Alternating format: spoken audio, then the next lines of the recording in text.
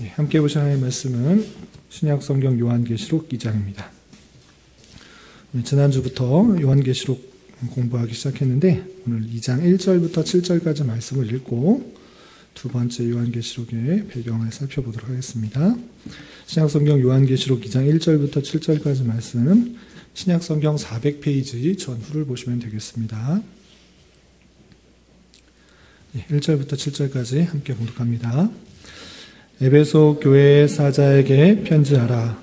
오른손에 있는 7뼈를 붙잡고 7 금촛대 사이를 거니시는 이가 이르시되 내가 내 행위와 수고와 내 인내를 알고 또 악한 자들을 용납하지 아니한 것과 자칭 사도로 하되 아닌 자들을 시험하여 그의 거짓된 것을 내가 드러낸 것과 또 내가 참고 내 이름을 위하여 견디고 게으르지 아니한 것을 아노라.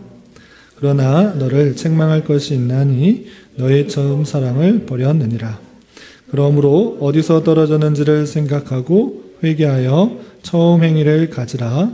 만일 그리하지 아니하고 회개하지 아니하면 내가 내게 가서 내 촛대를 그 자리에서 옮기리라. 오직 내게 이것이 있으니 내가 니골라 당의 행위를 미워하는도다. 나도 이것을 미워하노라. 귀 있는 자는 성령이 교회들에게 하시는 말씀을 들을지어다. 이기는 그에게는 내가 하나님의 낙원에 있는 생명나무 열매를 주어 먹게 하리라. 아멘. 잘 오셨습니다. 이 시간에 여기까지 나오신 여러분들 위해 하나님의 크신 은혜가 함께하기를 진심으로 기원합니다. 수요일에는 성경 공부를 하고 있는데 지난 시간에 이어서 요한계시록의 말씀을 배울 것입니다. 그런데 다른 때도 마찬가지지만 요한계시록을 공부할 때 특별히 더 주의해야 될 것이 있습니다. 뭐냐면 다른 성경도 물론 쉽지 않지만 요한계시록은 보통 어른들도 일반 목회자들도 쉽지 않은 책이다 이렇게 받아들이기 때문에 여러분들이 아주 집중하지 않으면 내가 지금 무슨 성경책을 읽는 것인가 무슨 내용인가 잘 알아들지 못할 수가 있어요. 그래서 그냥 형식적으로 자리에만 앉아있다가 돌아갈 때 아무것도 남지 않고 돌아가면 시간 낭비일 수 있으니까 잘 집중해서 하나라도 배우겠다라는 생각을 가지고 또 다짐을 가지고 또 하나님께서 우리에게 주신 그 말씀이기 때문에 이 시간에 시간을 허비하지 않고 하나라도 잘 배우겠다라는 그 굳은 마음을 가지고 참석해 주시길 바랍니다. 아시겠죠? 지난 시간에 요한계시록 배웠는데 기억나는 거 있으세요? 없으시죠? 없으실 것 같으세요. 일주일 지난 거, 어제 일도 잘 모르는데 일주일 지난 거를 기억하고 있으면 아주 천재라고 할 수 있는데 그래서 복습이라는 게 있습니다. 걱정하지 마시고 요한계시록 적어도 5주 정도 할 거예요. 최소 5주 정도 할 거니까 계속 반복하면 조금씩 기억에 남을 테니까 지난주 거 하나도 기억 안 난다 이러면서 낭망하지 마시고 계속적으로 따라오면 여러분들이 요한계시록에 대해서 어느 누구보다도 자신감 있게 요한계시록은 이런 책이다. 그리고 혼자서도 스스로 읽고 은혜 받을 수 있을 정도까지 될 수 있으니까 잘 따라와 주시기 바랍니다. 아시겠죠? 시온이 아시겠죠? 지난주 배웠던 거 다시 한번 복습하면서 오늘 또 진도를 나가보도록 하겠습니다. 자, 요한계시록의 기록자는 누구였을까요? 요한계시록이기 때문에 사도 요한이다. 요한 중에서도 사도일 것이라고 많은 사람들이 그렇게 생각합니다. 요한계시록 1장 1절에서도 그렇게 표현되어 있고 4절에서도 그렇게 표현되어 있습니다. 그렇다면 1차적으로 이 책을 받는 사람은 누구인가 보면 1절에는 그 종들이 있고 또 4절에는 7 교회.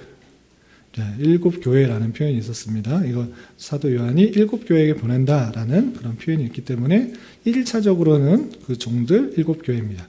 그런데 7이라는 숫자 그리고 그 종들이라는 숫자를 의미를 통해서 딱 그때 당시에 교회만이 아니라 오고 오는 세대의 모든 하나님의 백성에게 읽혀지도록 하는 편지라는 것을 알 수 있습니다. 그리고 계시의 전달 과정 보면 1장 1절에 이런 표현이 있습니다. 하나님이 예수 그리스도에게 주셨고 예수 그리스도는 누구를 통해 사도 요한에게 알려주었을까요? 그의 천사를 그의 요한에게 보내어 알게 하셨다. 그래서 계시의 전달이 하나님, 예수 그리스도, 천사, 요한, 종들 이렇게 가는 것을 알 수 있습니다. 그리고 계시의 전달 방법은 1장 4절에 의하면 어떤 거죠? 예, 편지를 하노니 하니까 편지를 통해서 사도 요한이 받은 계시, 천사로부터 받은 그런 환상들, 여러 가지 계시들을 편지를 통해서 전달해 주고 있다라는 것을 알 수 있습니다. 그리고 기록 장소는 어느 섬이었을까요? 예, 반모섬. 잘 기억하고 계시네요, 우리 권사님. 예. 그리고 기록 연대는 AD 95년부터 97년경 도미티안 황제의 박해기다라고 했습니다.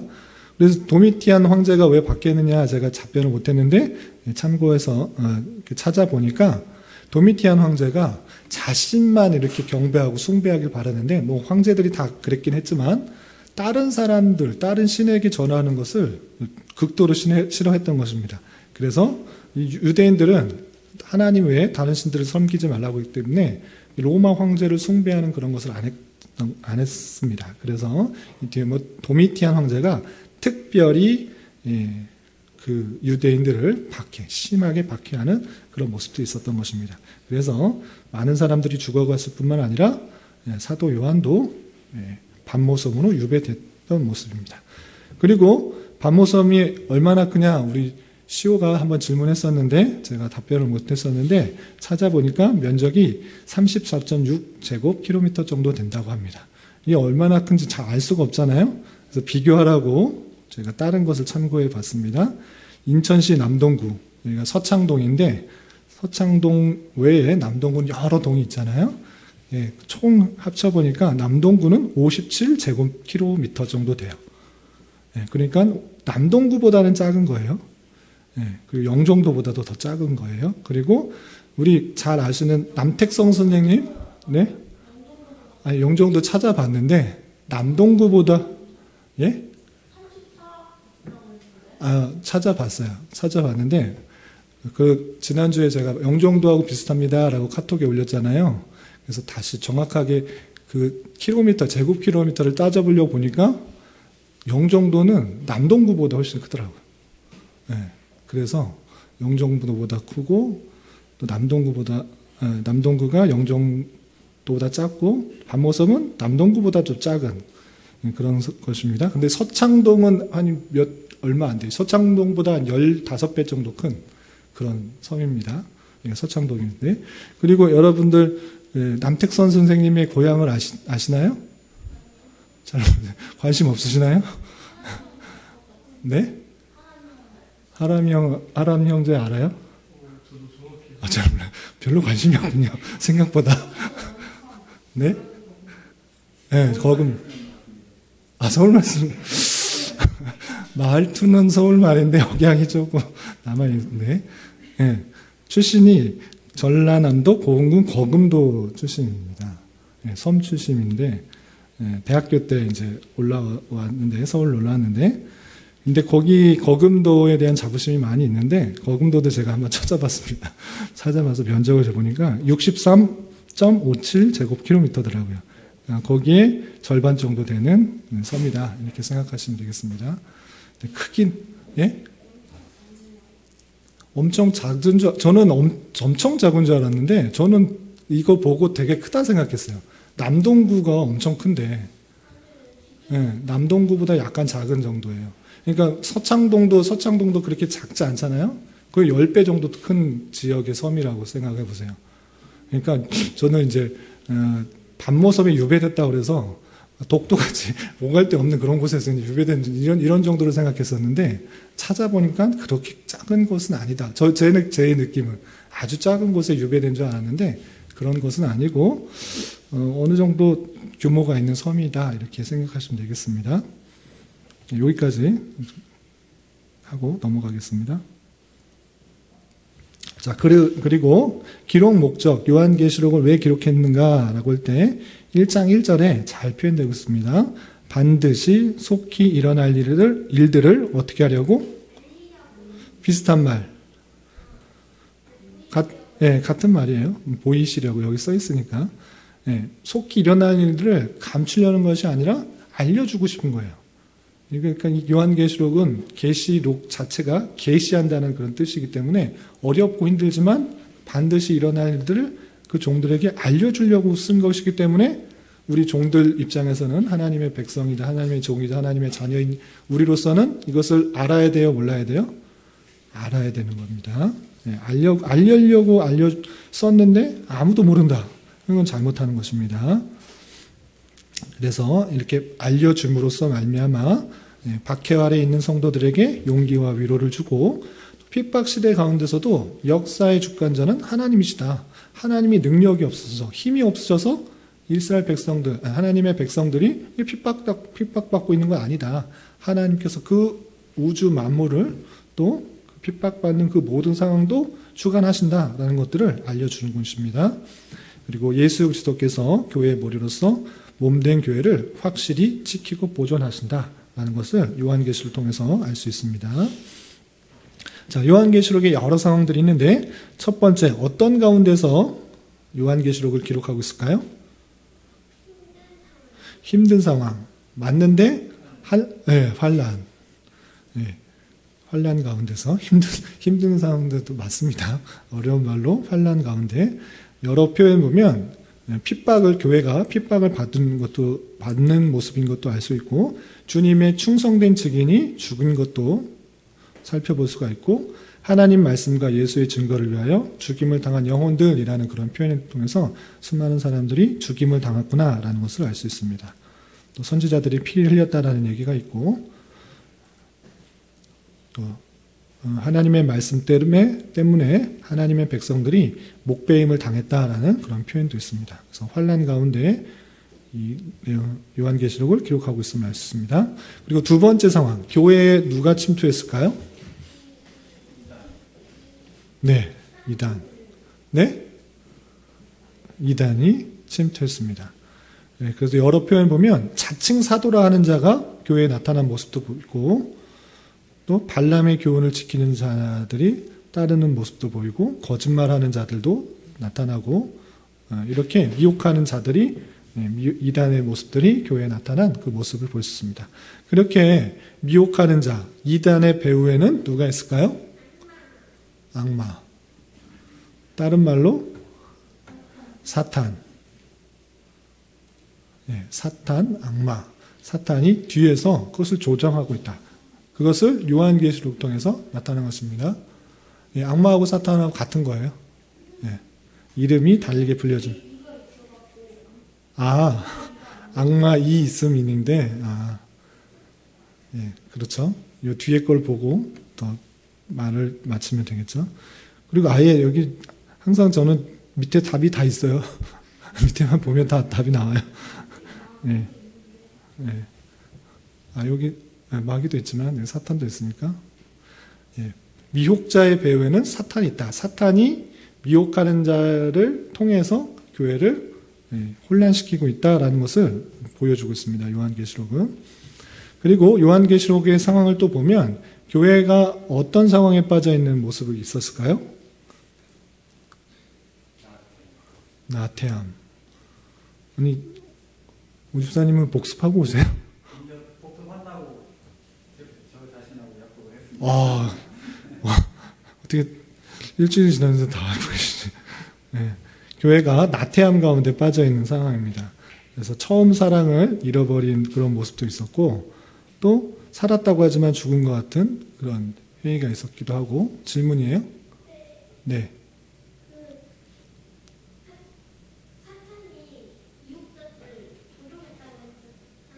네.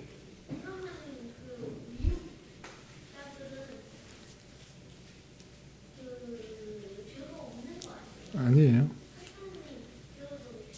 미혹할 때 모든 사람, 일단 아담 이후에 태어난 모든 사람은 다 죄가 있는 거예요. 이거 이해돼요? 지금 우리도 죄가 있는 거예요. 그런데 예수 그리스도를 믿었기 때문에 그 죄가 사해진 거예요. 그리고 미혹하는 사람들은 어떻게 죄가 사해질 수 있을까요? 예수님을 믿고 죄가 사해질 수가 있는 거잖아요.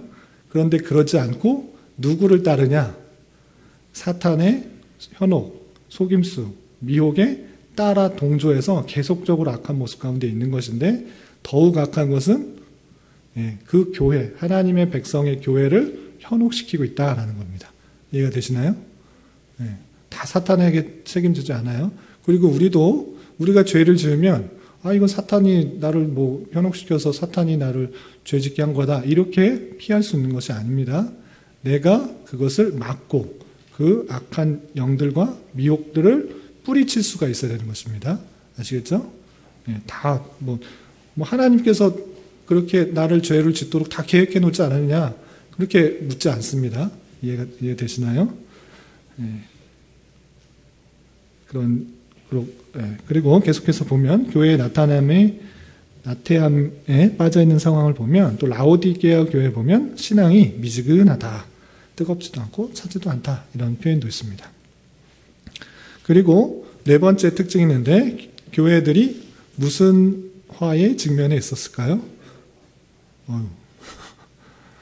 역시 목사님 복습을 잘하셔서 교회들이 세속화에 직면했다. 교회가 세상을 따라간다는 뜻입니다. 버가모 교회는 행음하는 모습들, 또 니골라 당의 교훈을 지키는 자들의 모습들이 있었습니다. 또 이세벨을 용납한 것, 또 음행을 회개하지 아니한 그런 모습들 나타났습니다. 그리고 음행의 배후에는 음녀 무엇이 있었을까요? 바벨론. 이 바벨론이 뜻하는 게 뭐죠? 하나님을 모르는 세상. 그리고 또 더 자세히 보면 이 바벨론도 결국은 누가 조정을 하는 것으로 알 수 있을까요? 결국은 사단이 이런 세상을 좋아하게 따르게 하는 그 모습들이 요한계시록을 읽어보면 또 나오게 됩니다. 그래서 음행하는 세상을 따르게 하는 데는 많은 물질적인 풍요, 돈 많으면 좋지, 권력 많으면 좋지, 사람들로부터 인정받으면 좋지, 많이 가지면 좋지, 그런 걸 더 따라가는 거야. 사람은 다 그러면서 사는 거야 라고 말하는 많은 사람들이 교회 성도들을 현혹시키고 미혹시키고 너는 높아져야 돼, 많이 가져야 돼, 너 잘 살아야지, 이런 것들에 속이는 그런 모습들이 나타나고 있다. 그것을 통칭해서 바벨론이라 이렇게 표현하는 것입니다. 근데 그 바벨론이 요한계시록을 읽어보면 심판을 당하는 모습이 있습니다. 그 음녀가 바벨론인데 그 음녀가 심판당하는 그 모습들이 등장하게 됩니다. 그리고 요한계시록의 구조 여러 가지로 표현할 수 있는데 여러 개 복잡하게 하면 외우기가 쉽지 않으니까 제가 네 부분으로 외우자라고 했습니다. 그래서 1장과 22장 처음과 끝을 일단 딱 잘라놔요. 1장은 서론, 이 책이 무슨 의미를 갖고 있는지 어떤 책인지 나와 있는 게 서론이고 22장은 전체를 다 종결하고 끝맺는 그런 부분입니다. 그래서 1장과 22장은 딱 잘라놓고 두 부분을 나누면 2장부터 3장까지는 7 어디에 보내는 편지들이죠? 7 교회에 보내는 편지고 4장부터 21장까지 18장 정도는 7 무엇이 있을까요? 7인, 7 나팔, 7 대접의 재앙. 그래서 7 교회에 보내는 편지들이 나오고 7인의 재앙이 나오고 7 나팔의 재앙이 나오고 7 대접의 재앙이 나온다. 이 구조를 외우셔야 됩니다. 요건 외우셔야 됩니다. 요건 외우실 수 있죠. 1장 서론이니까 아까 누가 누구에게 썼다라는 그런 내용들이 나오니까 1장 띄워놓고 22장 결론과 종결이 딱 띄워놓고 그 안의 내용은 무엇이냐 다양하게 설명할 수 있지만 간단하게 7 교회, 7인 재앙, 7 나팔 재앙, 7 대접 재앙이 있다. 이렇게 그 틀을 외워두시기 바랍니다. 이걸 외우라고 하는 이유가 뭐냐면 이걸 모르면 요한계시록 읽다가 이게 무슨 내용인지 헤어나질 못해요. 한번 들어갔다가 이게 무슨 뜻인지도 모르고 무슨 내용인지도 모르고 어디에 있는지도 모르고 읽다가 그냥 글자만 읽고 아무런 감동도 없고 잘못 해석하거나 아니면 뜻도 이해하지 못하고 끝나는 경우가 많이 있기 때문에 그래요. 그래서 7 교회에 대해 나오고 7인, 7 나팔, 7 대접 이것이 틀로서 가지고 있으면 어디에 들어가도 이 부분이다 라는 것을 알 수 있기 때문에 이 구조를 알아두시기 바랍니다. 아시겠죠? 시온이 아시겠죠? 네, 고개만 껐다그리고. 네. 요게 아주 중요합니다. 오늘은 다른 거 안 해요. 구조만 외울 거예요. 여러분들이 딱 돌아갈 때, 요한계시록은 이런 구조가 있다. 요것만 알아두시면 돼요. 그 안에 내용은 말씀드릴 수 있지만, 그 말씀을 드리는 순간 구조까지 헷갈릴 수 있으니까, 여러분들이 구조를 오늘은 다 외운다. 구조만 외운다. 이렇게 생각하시고, 다음 주에는 그 내용의 구조에 살을 더욱더 채워 넣으시기 바랍니다. 이렇게 되어 있습니다. 그리고 요한계시록의 특징, 여러 가지 특징이 있지만 세 가지로 정리했었는데, 첫 번째 어떤 특징이 있을까요? 신비한 환상들과 예언이 나오고 알 수 없게 하기 위함이 아니라 그 말씀을 잘 깨닫고 지키게 하려 한다. 요한의 계시록이다. 계시가 뭐죠? 드러내는 특징. 예? 요한계시록은 드러내는 책입니다. 너무 어려워서 아무도 읽지 마라. 어려우니까 읽지 마라. 신비하게 간직해라. 이런 책이 아니라 그 말씀을 잘 듣고 깨닫고 하기 위한 책이라고 했습니다. 그 표현들이 계속해서 반복합니다. 듣고, 읽고, 듣고, 지키는 자가 복되다. 이것을 아는 자가 복되다. 계속적으로 반복해서 표현하고 있습니다. 그래서 계시록은 두려워서 읽지 못하게 하는 책이 아니라 잘 읽어서 뜻을 지키게 하는 책이다. 계시적인 특징이 있다라고 했습니다. 그리고 두 번째 특징. 많은 환난과 핍박 속에서도 모든 시대를 향한 하나님의 우주적 계획을 드러내 교회의 최종 승리를 기억하며 이겨낼 수 있도록 위로하는 특징이 있습니다. 무슨적 특성? 위로적 특성이 있습니다. 요한계시록을 읽으면 위로를 받을 수 있어요. 내가 이렇게 힘들고 살고 있는데, 하나님께서 그것을 모르시지 않고 또 하나님께서 다 이 역사하고 계시다라는 것들을 알 수가 있는 것입니다. 그래서 승리할 수 있도록 위로하는 특징이 있다라는 것입니다.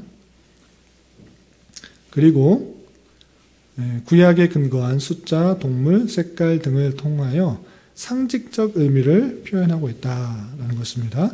요한계시록 특징 중에 가장 큰 특징이라고 할 수 있는 것은 대부분의 단어들이나 내용들이 어떻게 하고 있다? 상징을 표현하고 있다. 상징적 의미를 하고 있다라는 특징이 있습니다. 그래서 요한계시록은 상징적인 의미가 있기 때문에 문자 그대로 읽으면 오해될 수 있는 것들이 많다라는 것입니다. 그래서 문자 그대로 해석하기보다는 그 문자가 상징하는 것이 무엇인지를 잘 생각하고 이해해야 되는데, 그 문자의 상징들, 그 내용의 상징들은 구약에서부터 쭉 내려오는 그런 이야기들이에요. 그래서 구약 성경을 좀 많이 알고 있으면 요한계시록의 내용들이 이것이 무엇일 것이다 라고 쉽게 상상할 수 있는 것입니다. 예를 들어서 7이라는 숫자, 그냥 행운의 숫자다 이런 것이 아니라 구약시대부터 7이라는 것은 완전수를 뜻했습니다. 계속적으로 완전수를 뜻했기 때문에 이 7이라는 숫자가 계속 나오는 것은 완전한 그 모습들, 이런 것을 뜻하는 것이다 라를 이해할 수 있어야 됩니다. 또한 구약에서 가장 많이 나오는 숫자 중에 하나가 뭘까요? 7? 지금 말했는데 그거 말고 5? 12. 12이라는 숫자가 구약에 많이 나오는데, 그걸 아는 사람들이라면 요한계시록을 읽으면서 12이라는 숫자, 12의 제곱이라고, 12 곱하기 12는 144인데 그런 숫자들이 계속 반복해 나오는 것을 쉽게 이해할 수가 있는 것입니다. 그래서 그것을 아는 사람에게는 이게 무슨 뜻이구나를 잘 알 수가 있고, 그걸 모르는 사람은 이건 도대체 무슨 소린가 정말 어렵다라고 할 수 있는데, 그래서 구약의 내용들을 잘 아는 사람에게는 익숙하다. 상징적인 그런 의미를 구약에서 많이 차용하고 있다. 이해하시면 되겠습니다. 그래서 요한계시록을 읽을 때 아예 읽기를 피하거나 또 신비주의에 빠지지 않도록 그렇게 주의해야 될 것이고, 현재와 미래를 염두에 두고 읽어야 될 것이고, 지상세계만 우리가 보기 쉬운데 지상세계를 넘어서 영적으로 존재하는 천상세계를 볼 수 있어야 된다라는 것입니다. 그냥 눈에 보이는 이면에 악한 영이 또 조종하고 혼란스럽게 하고 타락하게 하는 그런 것들이 있다. 어렵게 하는 것들이 있다.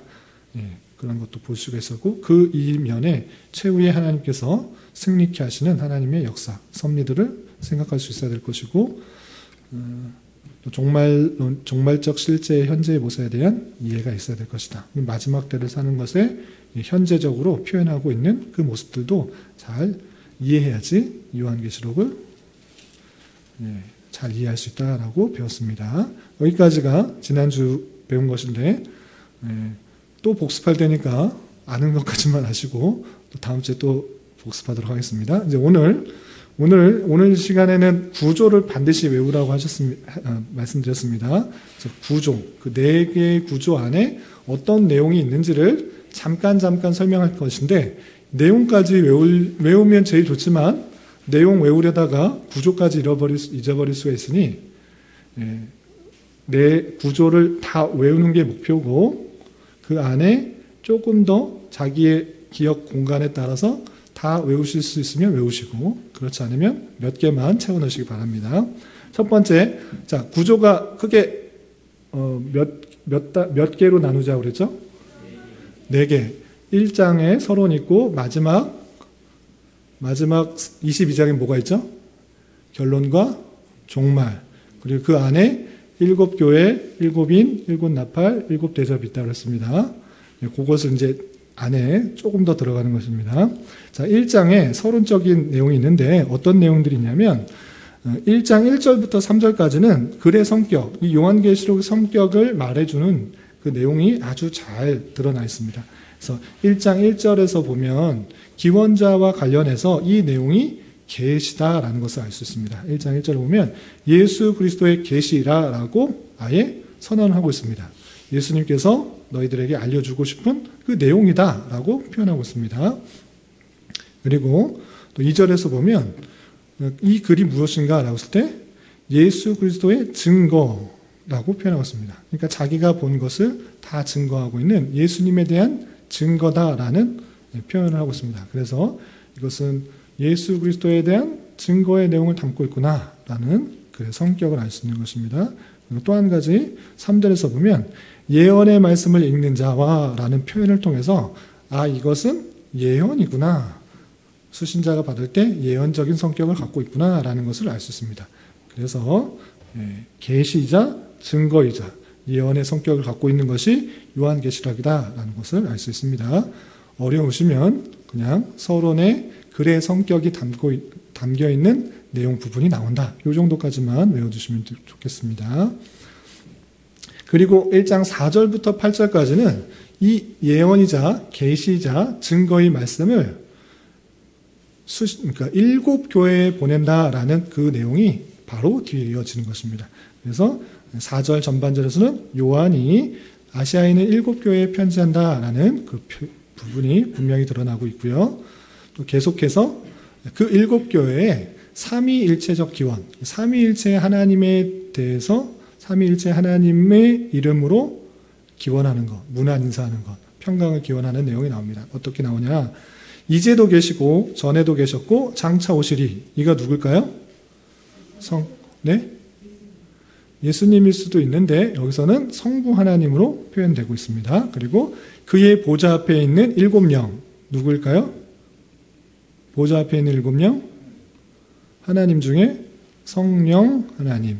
그리고 또 충성된 증인으로 죽은 자들 가운데 먼저 나시고 땅의 임금들의 머리가 되신 예수 그리스도로 말미암아라는 것을 통해서 성부 하나님, 성령 하나님, 성자 하나님의 이름으로 은혜와 평강이 너희에게 있기를 원하노라 라고 하고 있습니다.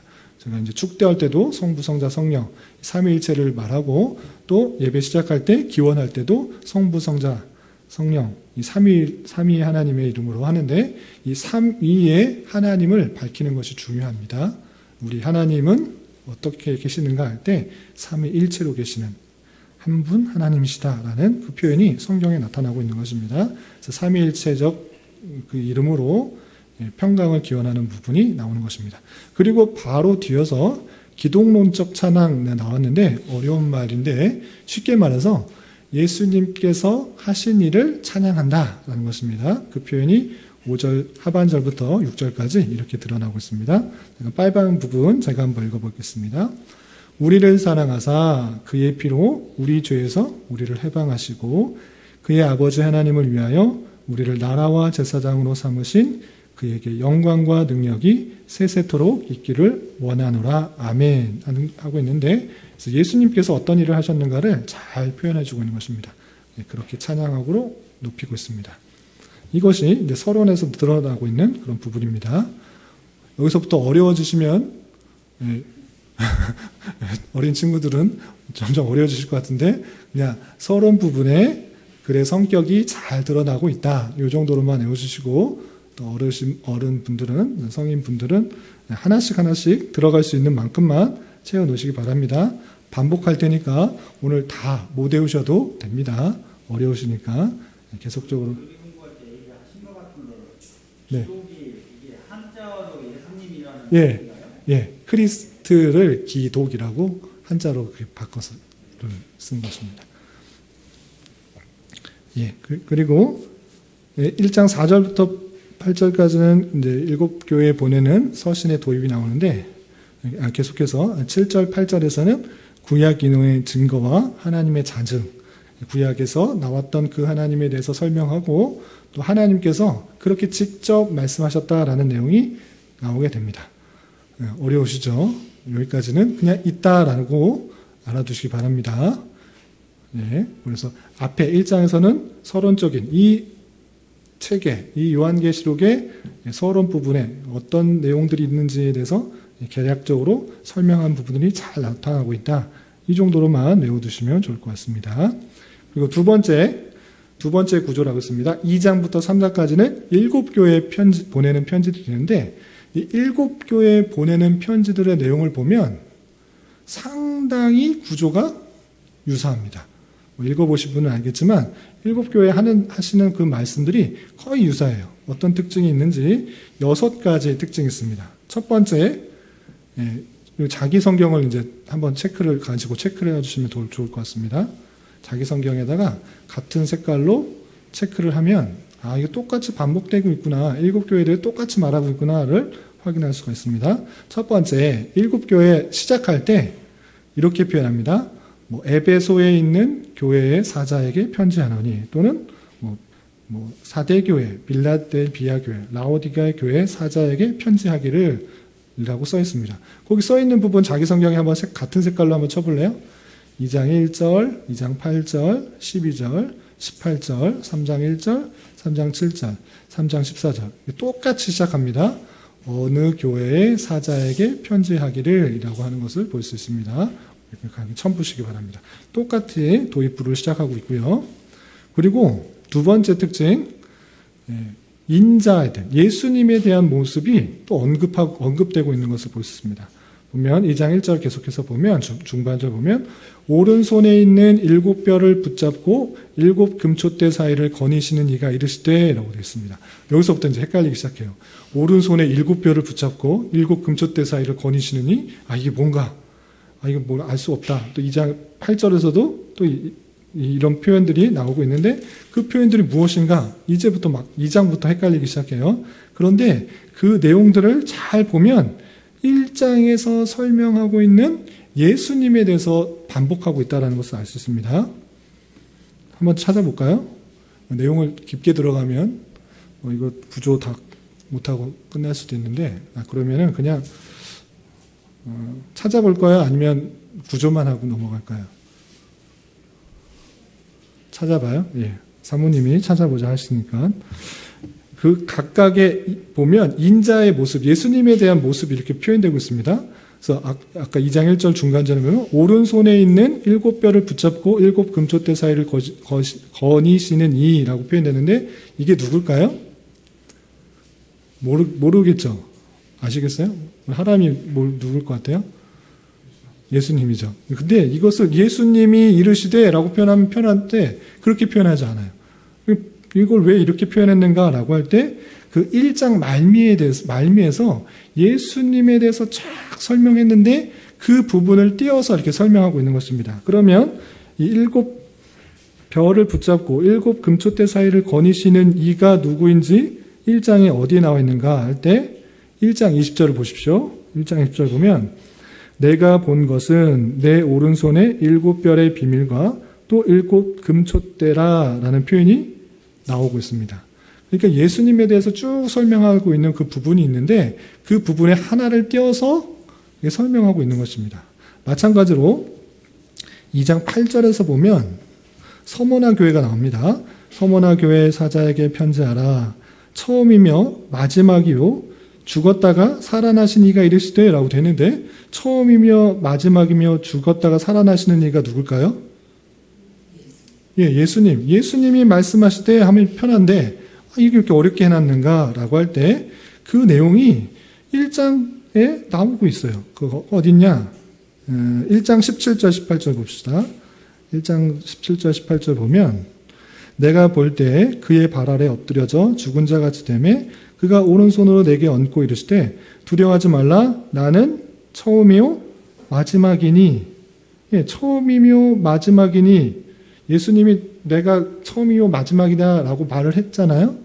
근데 그 말을 그대로 띄어서 서머나에게 교회에 보내는 사자에게 처음이며 마지막이니가 말씀하셨다라고 표현하고 있는 거예요. 그러니까 1장에서 설명했던 예수님에 대해서 하나씩 띄어서 다시 한번 이렇게 표현하고 있다라는 것입니다. 또 12절 봅시다. 2장 12절. 2장 12절 보면 버가모 교회 사자에게 편지하라 되어 있는데 똑같이 이렇게 사자에게 편지하라 하고 예수님에 대해서 인자에 대해서 뭐라고 표현하느냐 좌우에 날선 검 가지신 이가 이르시되 되어 있는데 예수님이 이르시되라고 하면 편하잖아요. 그런데 왜 이렇게 헷갈리겠냐 좌우에 날선 검을 가지신 이가 이르시되라고 하면 어려운데 왜 이렇게 표현했는가 1장에서 예수님에 대해서 그렇게 표현했기 때문에 그대로 띄어서 있는 것입니다. 그러면 그 표현이 어디 나올까요? 1장 어디에 나와요? 16절. 16절 보면 그의 오른손에 7뼈리 있고 그의 입에서 좌우에 날선 검이 나오고 그 얼굴은 해가 힘있게 비치는 것 같더라. 좌우에 날선 검이 16절에 나와요? 안 나와요? 나오고 있어요. 그러니까 1장을 잘 읽어보면 예수님에 대해서 이렇게 묘사한 그거를 그대로 띄어서 예수님에 대해서 설명을 하고 있는 그런 부분인 것입니다. 그리고 한 구절만 더 찾으면 7개 더 찾으면 너무 시간이 가니까 한 구절만 더 찾아보겠습니다. 18절. 18절에는 두아디아라 교회의 사자에게 편지하는 내용이 나오는데 그 두아디아 교회의 사자에 편지하라. 그 눈이 불꽃 같고 그 발이 빛난 주석과 같은 하나님의 아들이 이르시되 라고 되어 있는데 그 눈이 불꽃 같고 그 발이 빛난 주석과 같은 하나님의 아들 이 표현이 어디 나옵니까? 1장 14절 10 하진이 어디 나올까요? 14절 14, 15, 15절들 나오죠. 14절, 15절. 14절 말미부터 15절까지.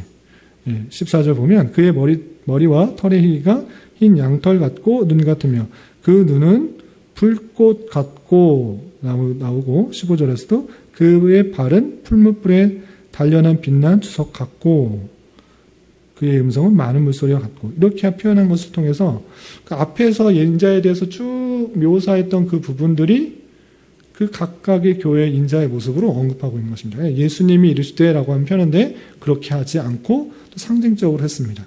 이렇게 상징적으로 하면 두 가지 특징이 있다고 했습니다.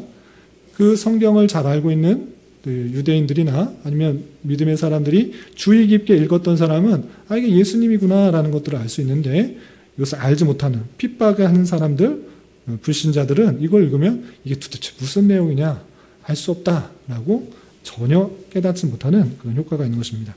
마치 예수님께서 많은 사람들에게 예로서, 비유로서 많은 복음을 전파했는데 그 복음을 비유로서 전파한 이유가 무엇일까요? 들어도 듣지 못하게, 깨닫지 못하게. 하나님의 택하신 백성들은 그것을 듣고 더 잘 이해할 수 있지만 그 택한 백성은 아닌 사람은 이게 무슨 소리냐 갑자기 이 비유가 무슨 뜻이냐 전혀 관심도 없고 이해할 수도 없는 그런 효과를 나타내는 것입니다. 마찬가지로 요한계시록의 상징성을 드러내면 하나님의 택하신 백성들은 구약 성경도 좀 이해하고 또 잘 내용을 성경을 살펴보니까 이런 의미가 있구나라는 것을 잘 깨달을 수 있지만 전혀 관심이 없는 사람들은 이 이야기를 듣고 전혀 알 수 없다. 이게 무슨 뜻이냐 하고 받아들이지 못하는 것입니다. 마찬가지로 이렇게 인자의 모습이 1장의 내용들을 근거로 해서 다양하게 표현되고 있다. 이런 특징이 있는 것입니다. 시온이 알겠어요? 너무 덥죠? 그리고 세 번째 특징이 있는데 이거 2번까지만 총 4개의 구조 중에 2, 3장까지만 하고 마치도록 하겠습니다. 자, 세 번째 특징이 있는데 세 번째 특징이 뭐냐면 똑같이 7교회에 보내는 편지 어떤 행위를 아시고 칭찬하고 있다라는 것입니다. 교회에 여러 교회들의 모습들, 너가 어떠한 것을 안다. 내가 너 어떠한 것을 안다. 안다 하면서 칭찬하고 있습니다. 그것이 2장 2절, 3절, 9절, 13절, 19절, 3장 1절, 8절, 15절에 있는데 여러분 같은 색깔로 한번 표기를 자기 성경책에 표시를 해보시기 바랍니다. 아노니, 아노라, 아노니, 아노라 이것에 같은 색깔로 동그라미를 치든지 별표를 치든지 아니 형광펜이면 같은 색으로 이렇게 한번 체크를 해 놓으시기 바랍니다. 그러면 똑같이 그렇게 하나님께서 그 교회를 아시는 것을 알 수 있습니다. 각 교회의 특성들, 또 잘하는 것을 안다고 칭찬해 주는 특징이 나타난다라는 것을 염두에 두시기 바랍니다.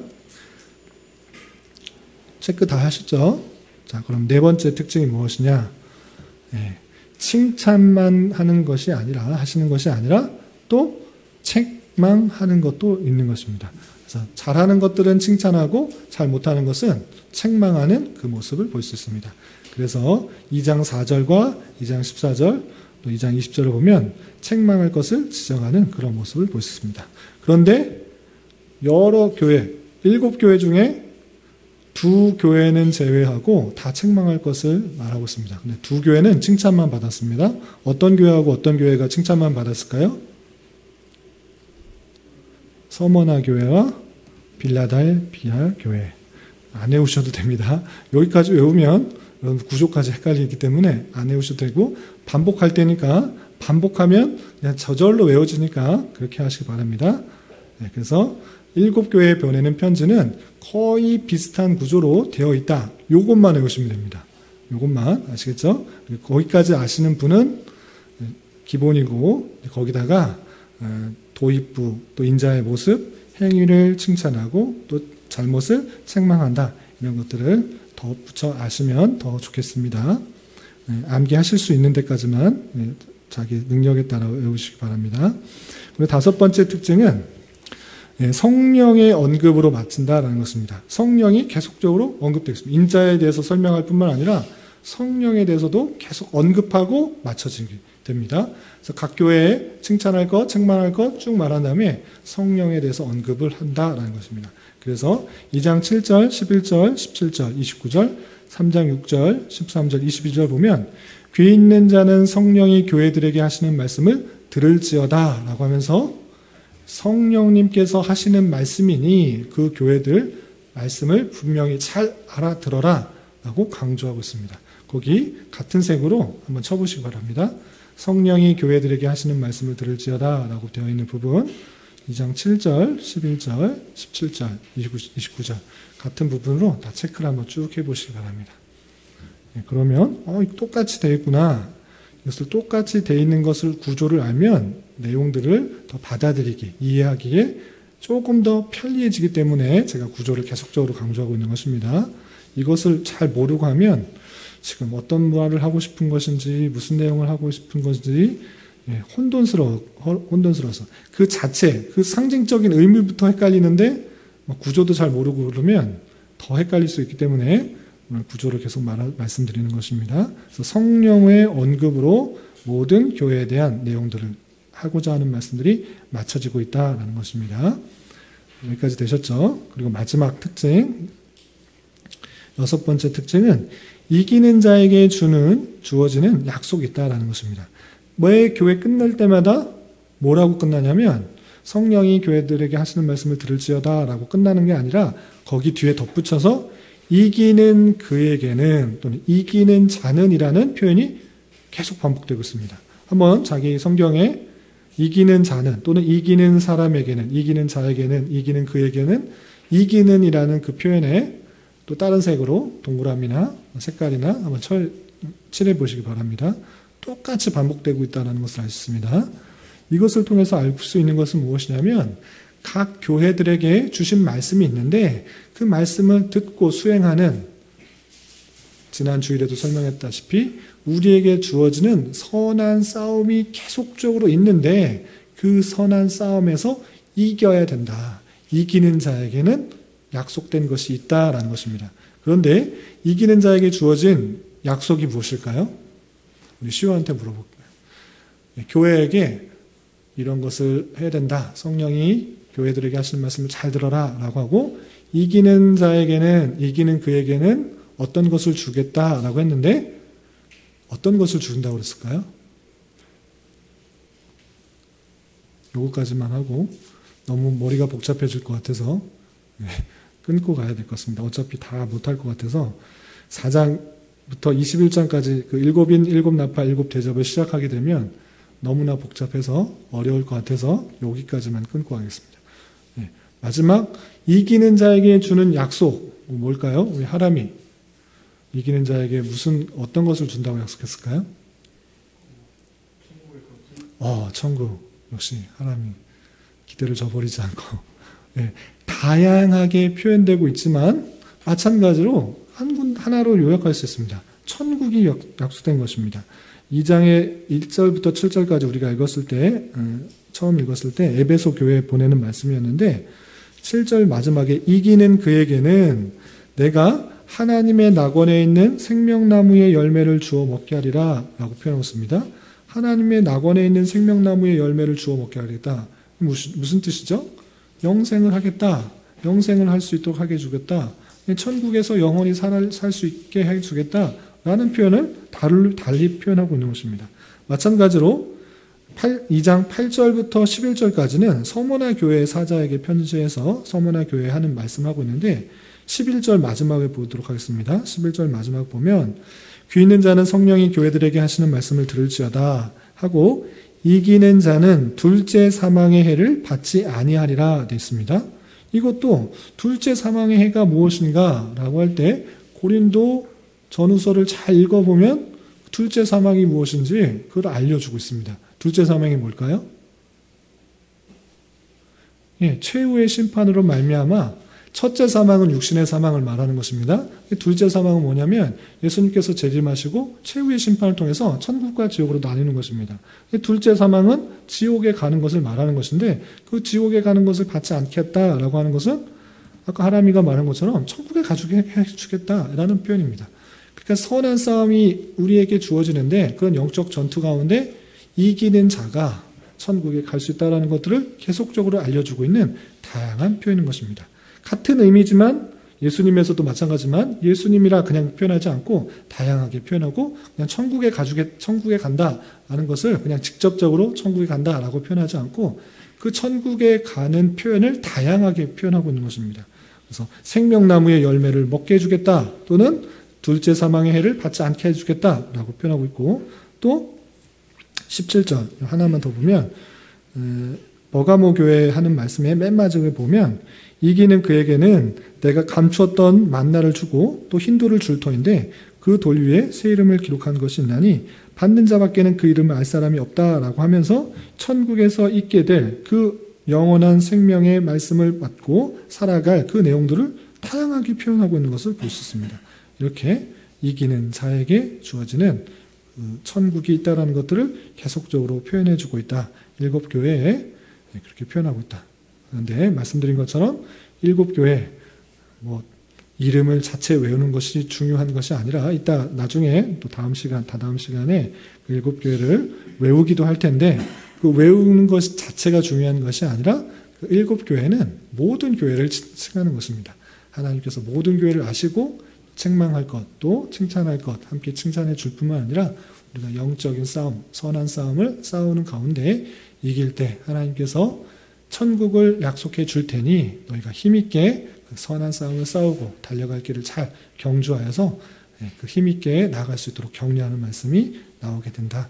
2장과 3장에는 7교회에 보내는 편지가 거의 같은 형식으로 반복되어 나오고 있다. 이 정도까지 외우시면 되겠습니다. 아시겠죠? 예, 더 하고 싶지만 다음 정이 3장부터 21장까지, 4장부터 21장까지가 많이 힘든 내용이기 때문에 여기까지만 하고 질문을 받도록 하겠습니다. 혹시 궁금하신 거 있으시면 질문하시기 바랍니다.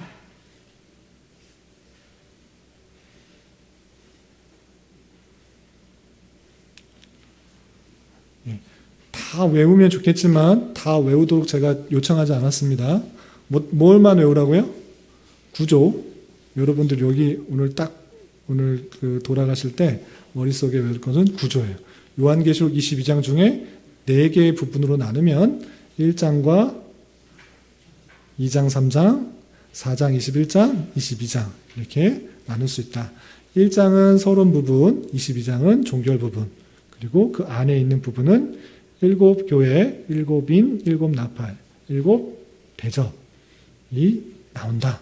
이 정도까지만 외워두시고, 그리고 더 여기까지 아신 분은 그 사이사이에 1장의 여러 가지 서론 쪽 부분에 어떤 내용이 나오는지, 또 7 교회에 반복해서 나오고 있는 그 특징들이 무엇인지를 조금 더 외워두시고 돌아가시면 좋을 것 같습니다. 그렇게 알아두셔야지만, 다른 거는 제가 구조 외우라고 말씀 강조 안 했습니다.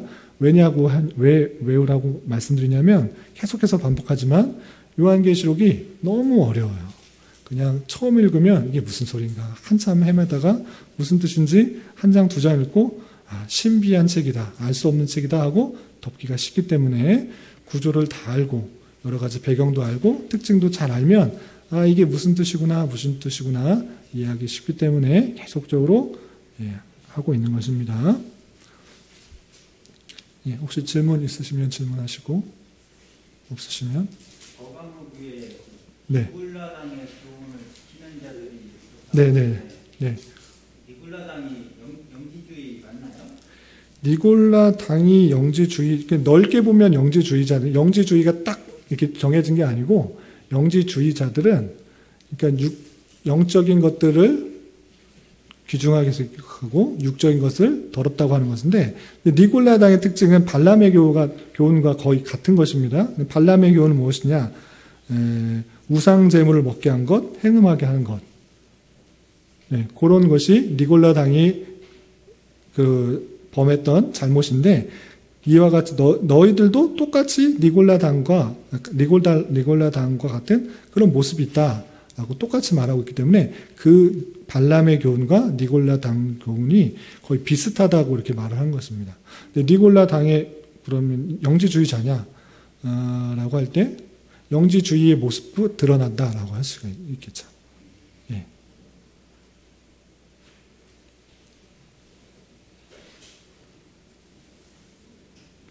물어보려고 질문. 예. 없으시면 끝내도 될까요? 예. 누가 왕이고 선지자고, 저도 많이 헷갈려요. 저도 헷갈리고 그런데 발람이 선지자가 되었고 선지자가 잘못된 이야기를 하는 그 내용들로 하시면 되겠습니다. 여기까지 하고 마치도록 하겠습니다. 기도하겠습니다. 하나님 아버지 감사합니다. 오늘 요한계시록의 구조를 통하여서 하나님께서 우리에게 하시고자 하는 말씀들을 어떻게 받아들여야 될지 생각해 보았습니다. 하나님께서 우리에게 꼭 하시고자 하는 그 일들, 속히 될 일들을 우리에게 전해 주셨을진데 너무 어렵고 신비하게만 받아들이지 않고 좀 잘 가까이 대하 해서 하나님의 말씀을 잘 이해하고 듣고 또 준행하는 것을 통해서 하나님의 백성답게 살아갈 수 있도록 인도하여 주시고, 우리에게 주어진 삶이 비록 어렵고 힘든 삶일지라도 하나님께서 이 세상을 통치하시고 운행하시는 줄 알아 오직 하나님만을 의지하며 선한 싸움 잘 감당하며 살아갈 수 있도록 인도하여 주시옵소서. 특별히 주님의 지체 중에 경제적으로 또 사업적으로 또 가정적으로 여러 가지 어려움 가운데 있는 성도들이 있습니다. 함께 마음을 쓰며 기도하게 하여 주시고 또 하나님을 의지하는 가운데 하나님의 선하신 손길들을 잘 경험할 수 있도록 은혜를 베풀어 주시옵소서. 예수님의 이름으로 감사히 기도드리옵나이다. 아멘.